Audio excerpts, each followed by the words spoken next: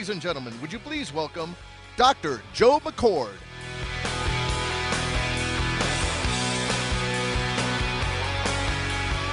Thank you. Thank you very much. Thank you all for being here.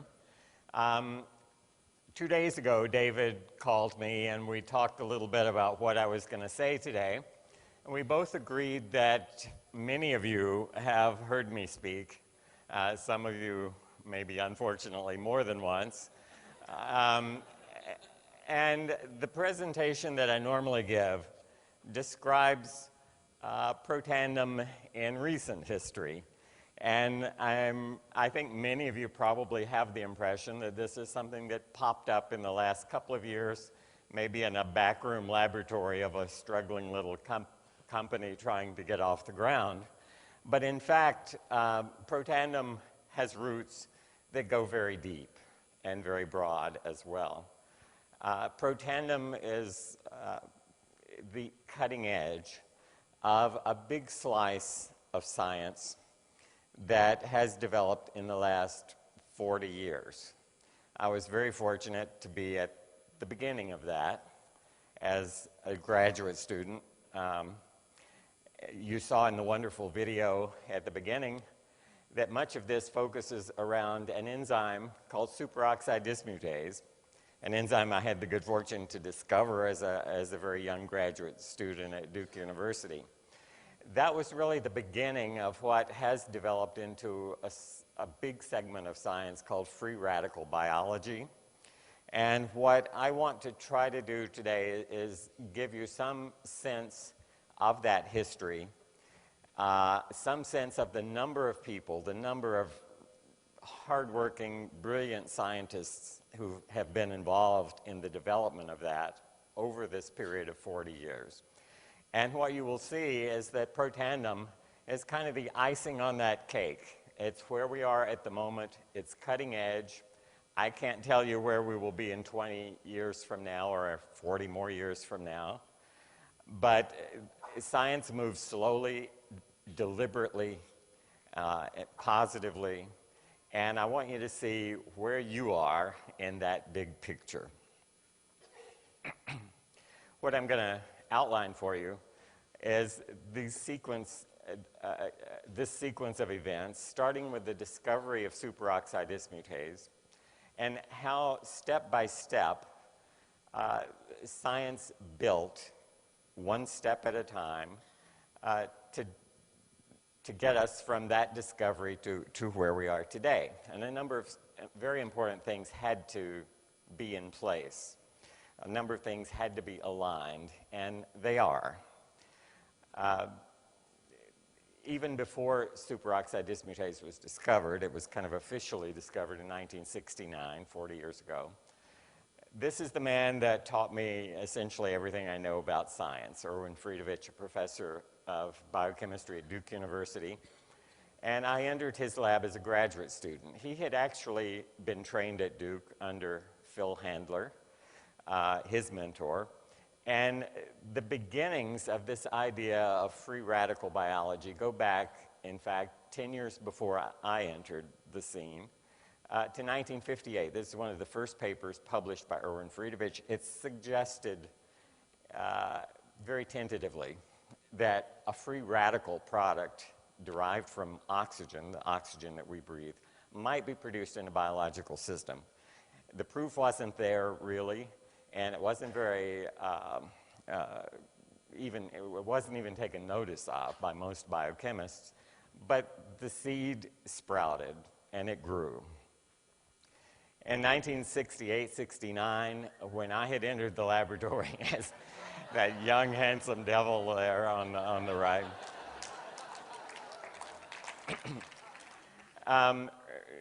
Erwin and I had the pieces in place. We realized that there was an enzyme in our bodies with the apparent sole function of catalyzing the dismutation, that means eliminating a free radical derived from oxygen. Well, it was a solution in search of a problem because the field did not recognize that biological systems could make free radicals. Free radicals are a reactive class of compounds. They're toxic. They can kill cells. And so here we were saying there's an enzyme in every cell in our body that, with incredible efficiency, gets rid of these free radicals. And a few people really grasped the idea. There was a handful of biochemists who saw the significance, who saw what this might mean. There were many more who sat there with their mouths hanging open a little bit, that these people had the audacity to suggest that there was an enzyme that could get rid of free radicals. It was a bit revolutionary at the time, but it was the first step. I remember specifically the day, this was actually the biggest eureka moment in this whole sequence. Scientists don't often have eureka moments. People think you run out of the lab every day with a test tube shouting, "Eureka, I just discovered something new." They're few and far between.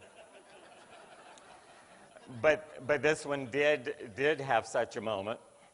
And I had the idea of how to really prove this thing. I won't go into the details. I did an experiment that took a couple of days to do. And I had only hinted to my professor what I was about to make sure I was on the right track. I took the data into him on April 4th, 1968. It went in his office, and it was essentially the data shown here.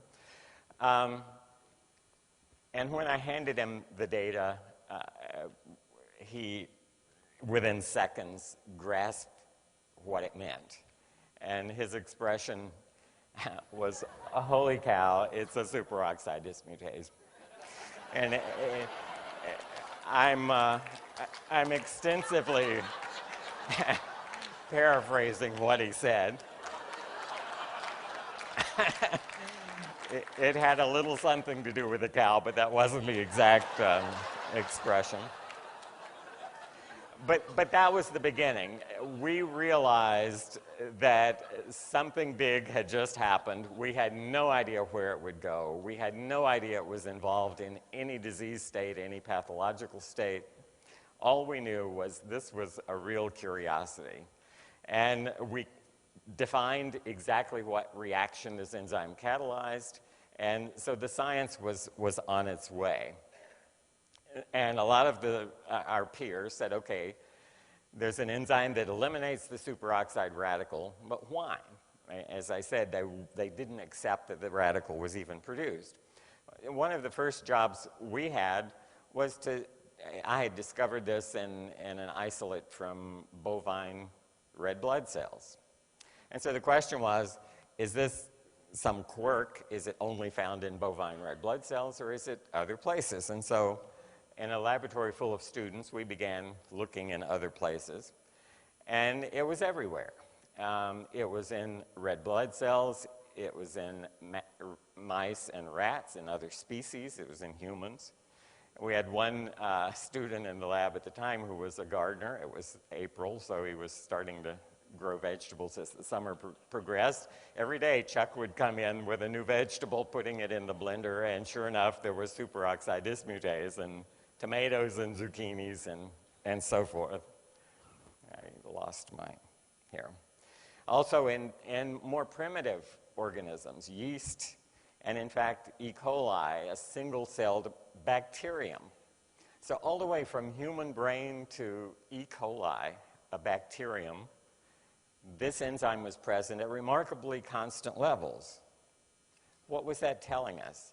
Well, the free radical that it eliminates is derived from oxygen, and almost every life form on this planet lives in oxygen, depends on oxygen. We breathe it, we metabolize it, we use it to burn our food, and that's what we have in common with all these life forms. Our metabolism in terms of burning food is remarkably similar across the spectrum.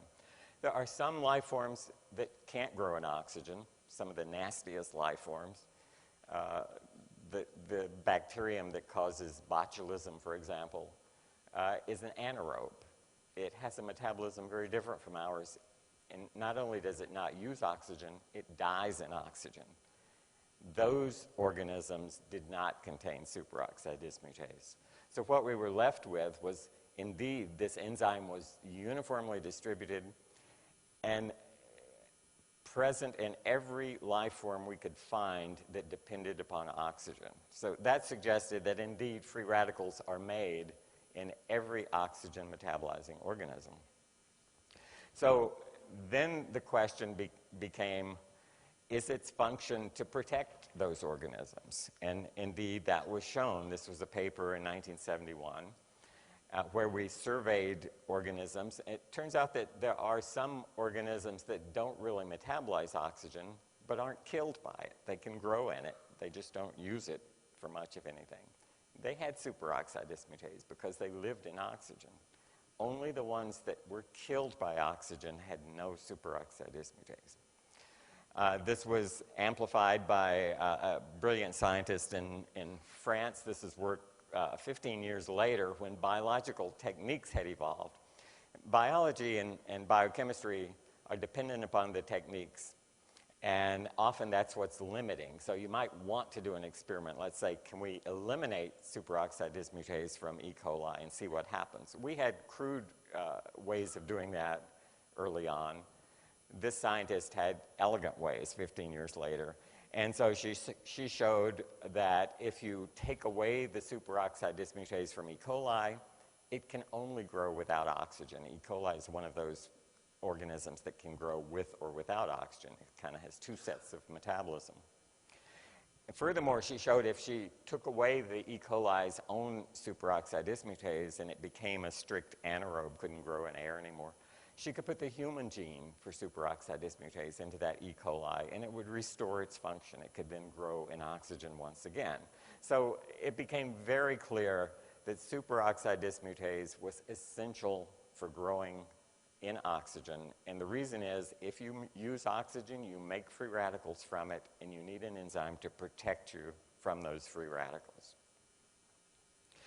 The next step the next question that biologists ask when they're going through this process is, if you have an enzyme, you know it's important, what happens if that enzyme is lost or part of the activity is diminished? Does a disease result from it? And many of the genetic diseases that we have are the result of insufficiency of one of these enzymes that's essential to larger or greater, to lesser extent, for life processes.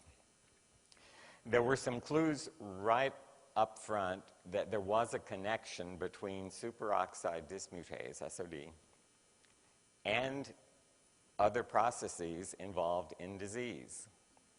And it came in a very unusual, bizarre way. Before we even discovered superoxide dismutase, a couple of scientists up the coast a few hundred miles here in California, in Mountain View, were running a little company called Diagnostic Data. And they had discovered, one was a urologist in San Francisco, the other a biochemist. They had discovered a protein from bovine liver that had powerful anti-inflammatory activity.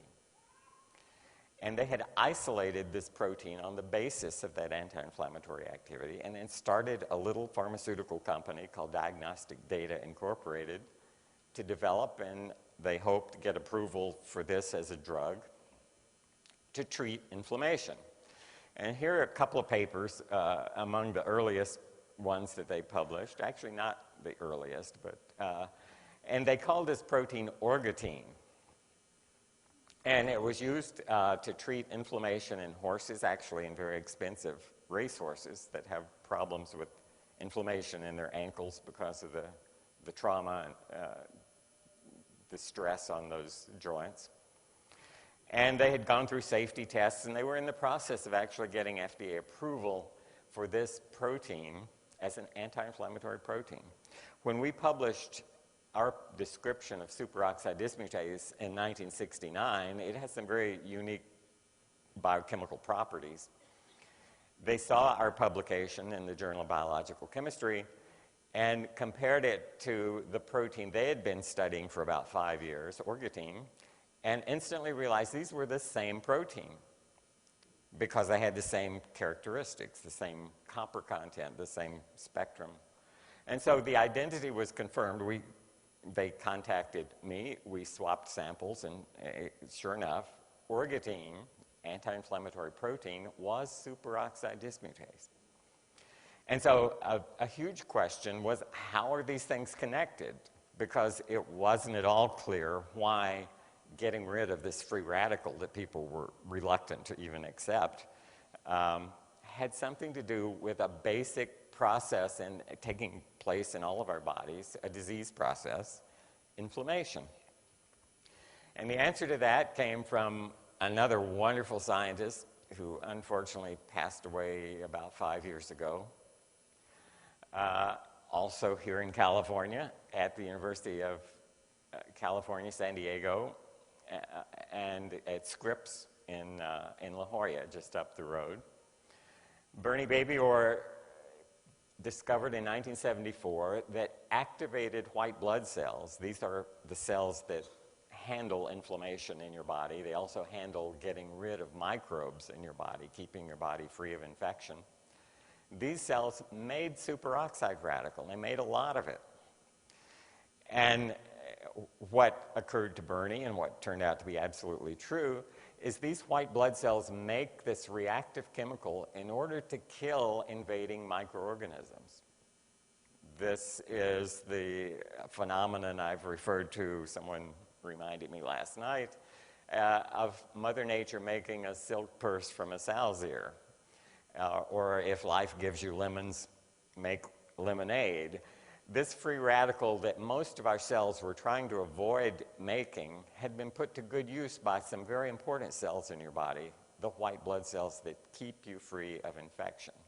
And so when those white blood cells encounter a microbe, a virus, a bacterium, they eat it like an amoeba eats something smaller than itself. They flow around it, engulf it, and they bombard it with this free radical. Well, the very process that keeps you free from infection also causes some problems for you, because we have diseases that are autoimmune diseases. Rheumatoid arthritis is maybe the best known of those. What happens in rheumatoid arthritis? The white blood cells get their wires crossed a little bit. Their job is to figure out what's part of you and what's not part of you. If they see something that isn't you, isn't self, they kill it, because they assume it's an invading microorganism, a virus, a bacterium. Because there are lots of parts of you to keep track of, we have autoimmune diseases when these cells get confused, they make mistakes. They see the lining of the joints in your body and they think, I don't recognize that as self, I'm going to attack it and kill it. And they try to kill a specific part of your body by bombarding it with the weapon that they have, that is superoxide radical, that they use in other situations to kill microbes. Now it's directed at the lining of your joint. So you can see there's a crossover between immunity, keeping your body free of invading microbes, and inflammation, which is what happens when these wires get crossed a little bit and the artillery is directed not at the invader, but rather at self. This was an absolutely key recognition by Bernie. I immediately did a study. Bernie was considered with the immunity part of it. I wanted to show the inflammation part of it. And so I showed in this very brief study published in the journal Science that superoxide radical could degrade the synovial fluid in your joints. The synovial fluid is like grease in a joint in your automobile. It lubricates it, it allows the joints to move, it's essential for their function. When you have an inflamed joint, if you have an arthritic joint, that synovial fluid is broken down. What I showed is that the superoxide free radical made by these white blood cells could break it down. And the SOD could prevent it. It could protect that synovial fluid from being broken down. So pieces of the puzzle started to fit together. Subsequent publication, again, I'm not going to go into detail with these, but showed other functions of this interface between immunity and inflammation, with superoxide being right there in the middle of that intersection. bigger diseases and started to fall into place, notably cancer, one of the primary causes of death in the United States. And this was studied first by another scientist, Larry Oberle, who also recently passed away of renal disease that he had suffered with his entire life. Larry published a paper in 1979 with this title, Role of Superoxide Dismutase in Cancer, a review, and that got some attention.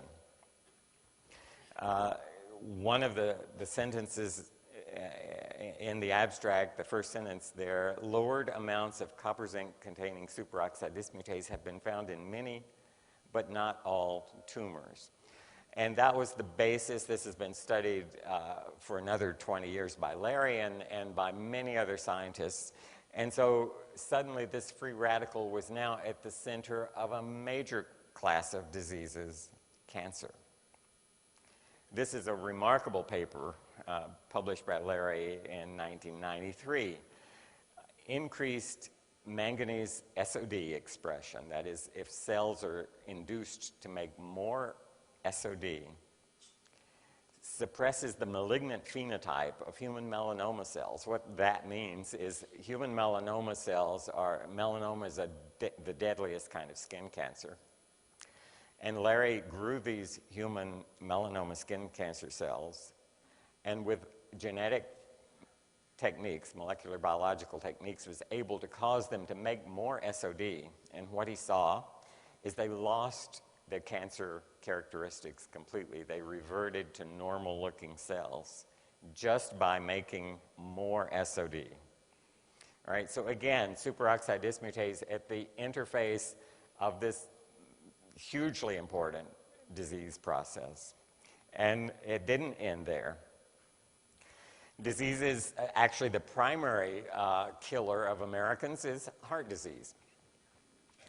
And heart disease is, it does involve some inflammation. Many diseases involve inflammation, but it has another mechanism altogether different. You hear about blood clots forming in coronary arteries. That's what we're all terrified of. When that happens, the blood supply, the oxygen supply to the heart muscle is temporarily interrupted, at least to a portion of the heart muscle. And oxygen is cut off from that muscle. What physicians try to do, if you're rushed to an emergency room, the first thing is to restore the blood flow as soon as possible to get that tissue oxygenated again so it can keep functioning. When oxygen returns to that tissue after a period of absence, a burst of free radicals are produced. And this came from studies with a dear friend and collaborator, Neil Granger, who's now chairman of a Department of Physiology at Louisiana State University. We did these experiments in 1981, not with great foresight. Again, often experiments are kind of stumbled across, and this was no exception. And the model was not heart. The big organs that suffer from ischemic injury are heart when you have a heart attack and brain when you have a stroke. And the mechanism is almost the same, it's just the organ is different. Neil was studying intestinal ischemia, which again is a big problem. Any organ in your body can be affected by this kind of injury.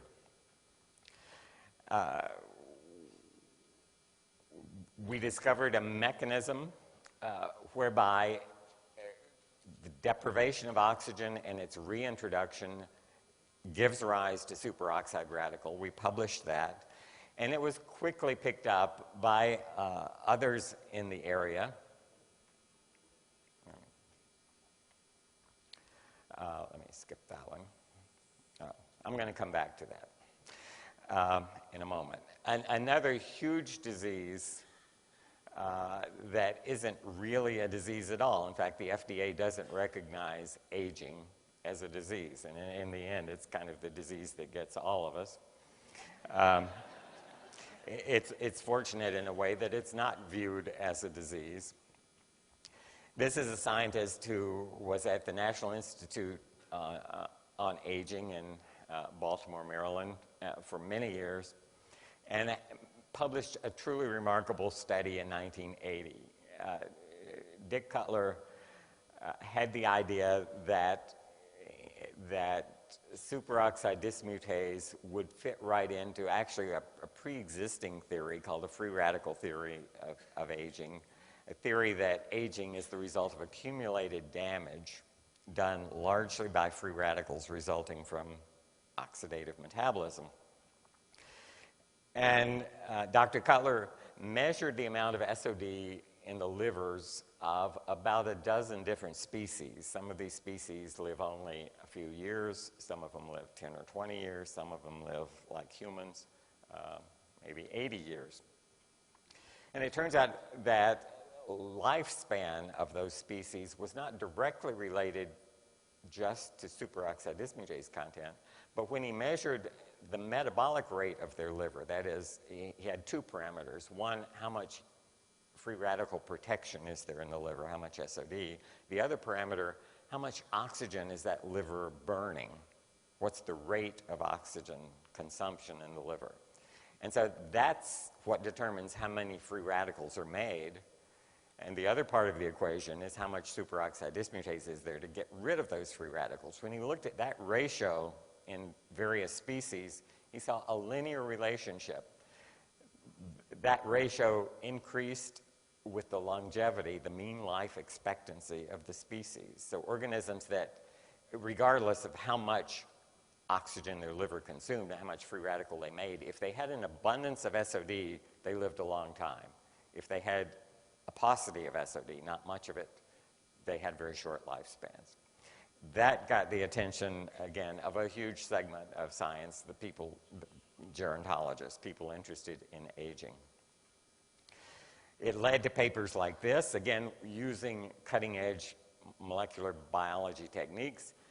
Raj Sohal in Dallas showed that he could introduce extra copies of the superoxide dismutase gene into a primitive life form, fruit flies, and they would live 30% longer.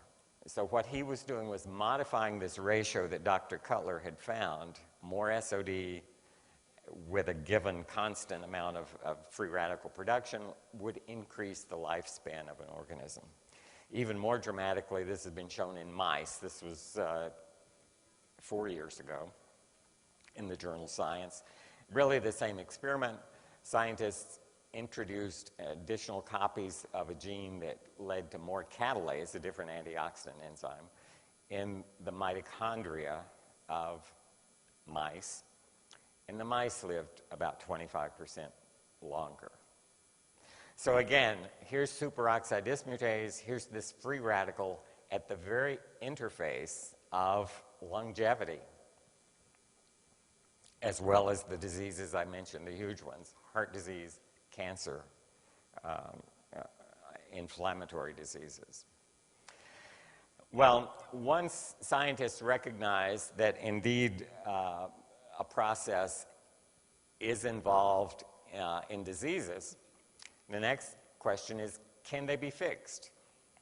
Can you manipulate somehow this information and alleviate some of the processes either that cause disease or accompany disease?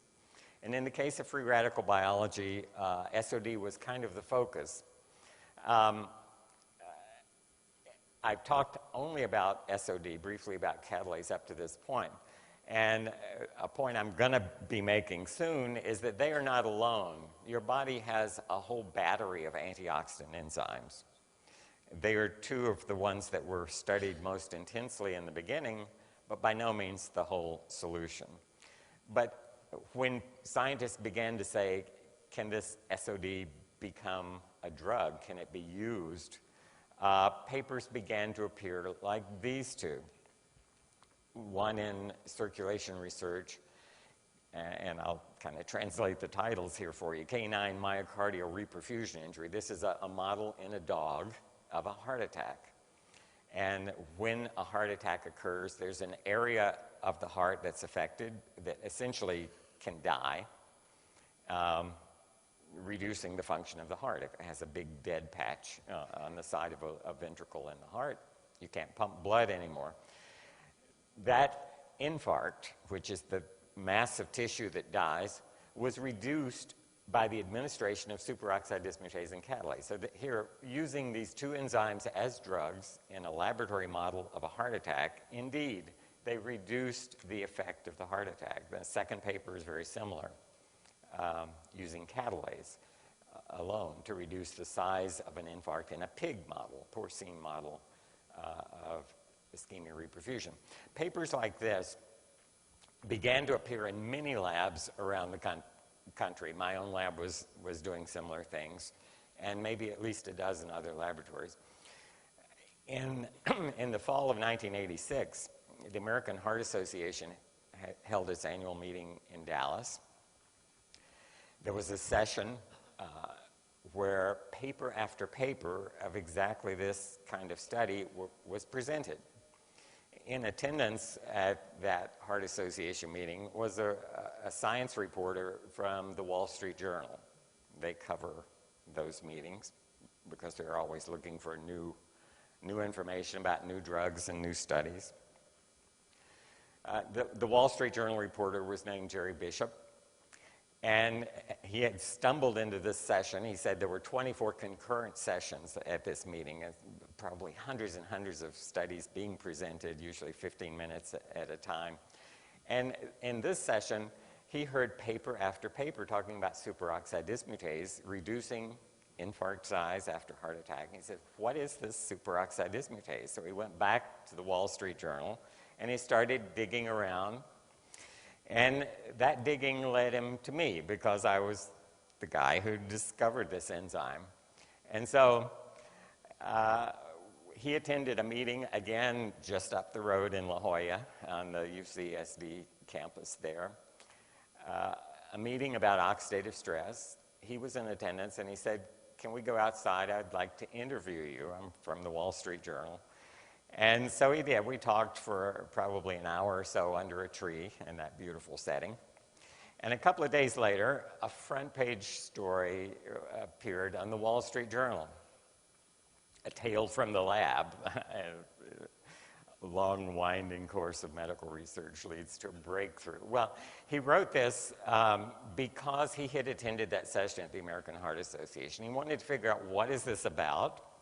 And he did a really interesting story tracing this back through many of my colleagues who were quoted in the story. And this got the attention of the media in a big way. Scientists don't usually force themselves onto the media. They wait until their science is discovered in meetings such as the American Heart Association.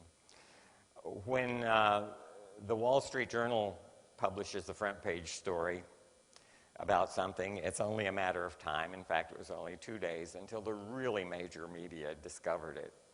I was in Mobile, Alabama at the time, and so the next day it was on the front page of the Mobile Press and the Mobile Register, the two newspapers serving that rather small city. I had my first press conference. The guy there on my right is the president of the University of South Alabama, who is now my best friend.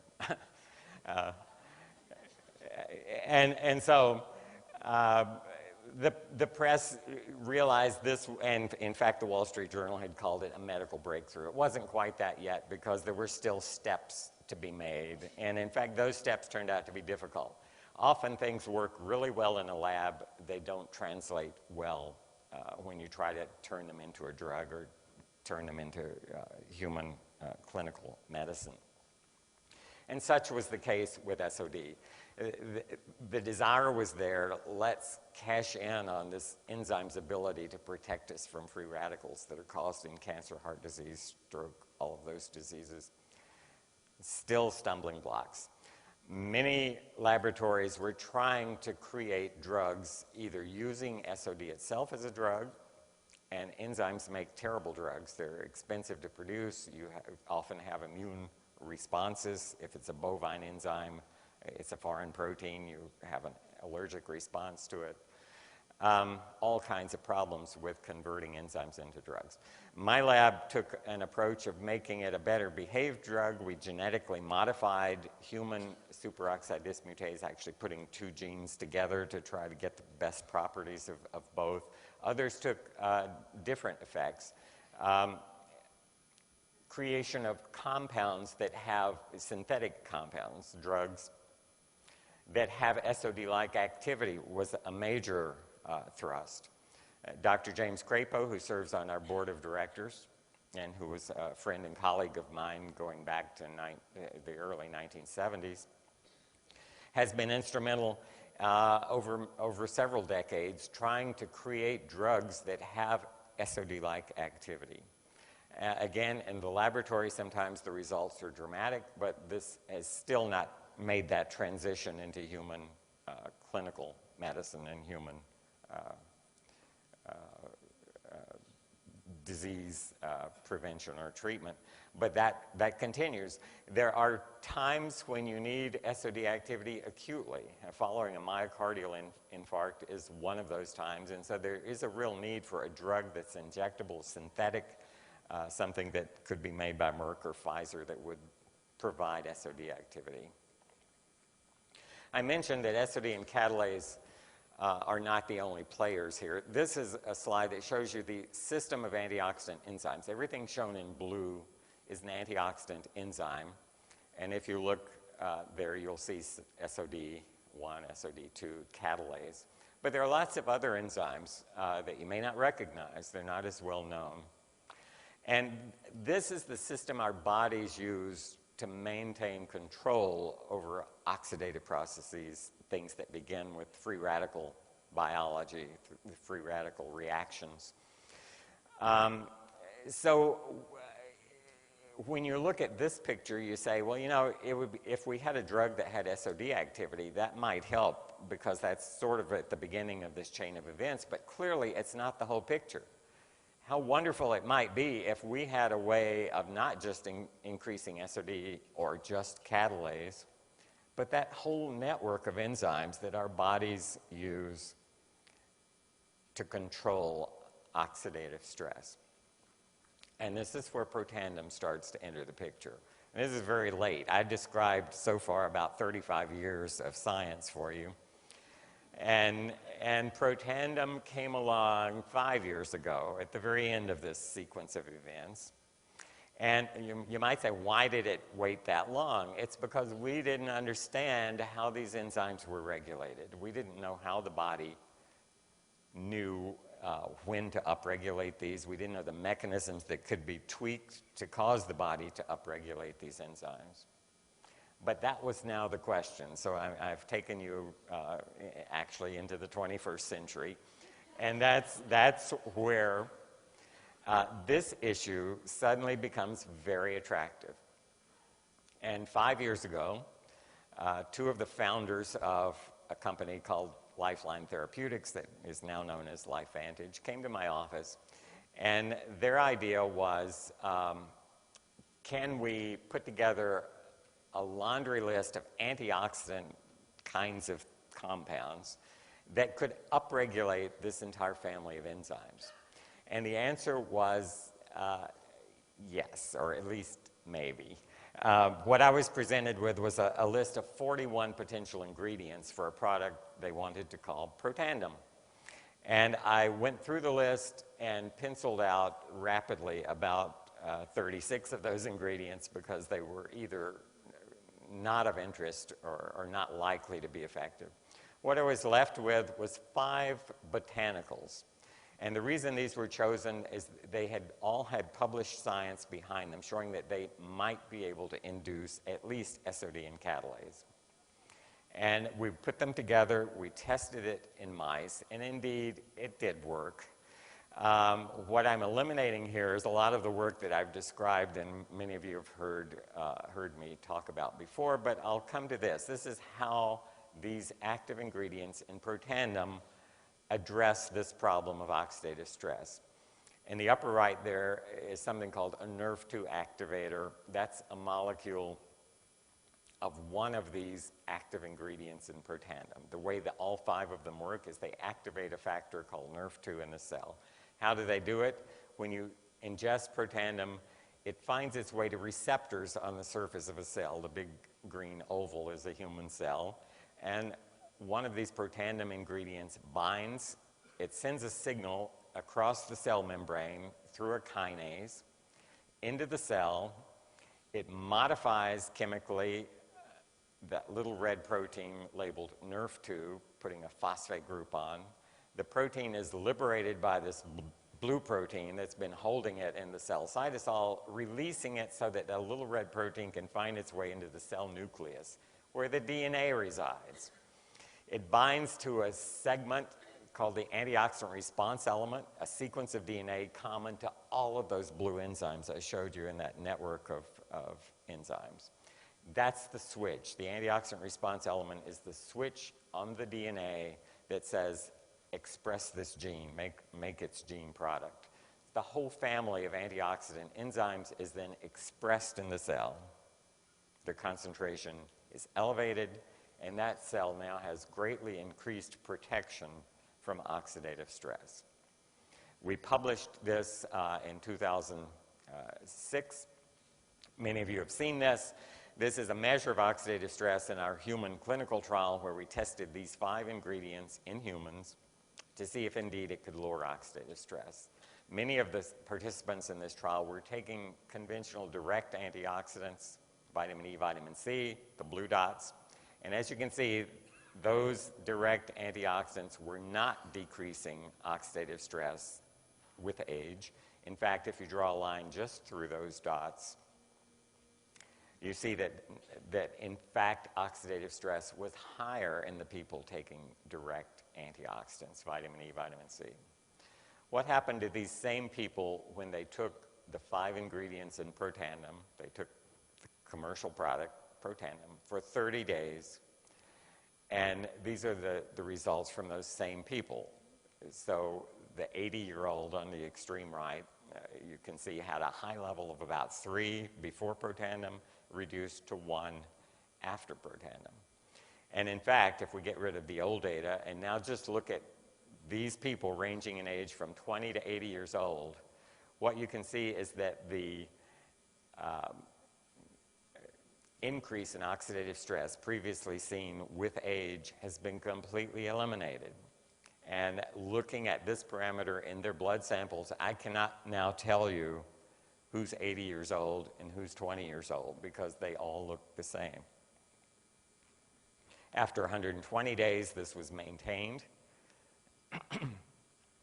And the reason the oxidative stress decreased is because these 2 important antioxidant enzymes were in fact increased in the blood of these individuals.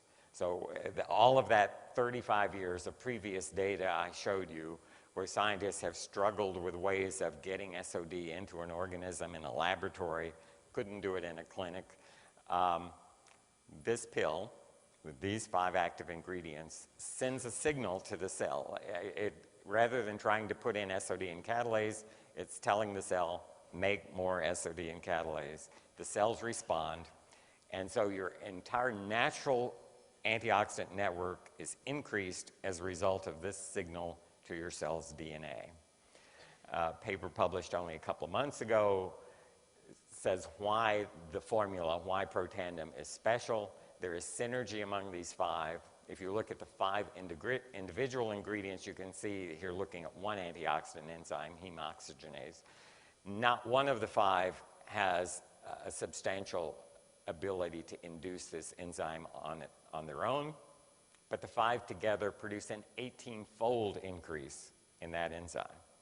All right, synergy is defined as a result that exceeds the sum of the individual parts. And that uniqueness to the Protandim composition has resulted in the issuance of U.S. patent. The composition is protected. It can't be knocked off.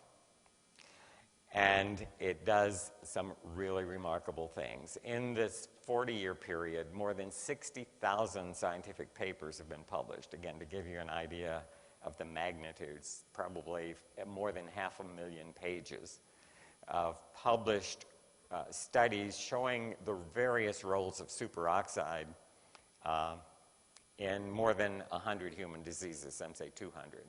And you can see that Protandim entered this picture in the year 2005, 2004, which is really the end of this. That's why I referred to it in the beginning as the icing on the cake. This is where the field is. This is the culmination of molecular biology that tells us how this thing works.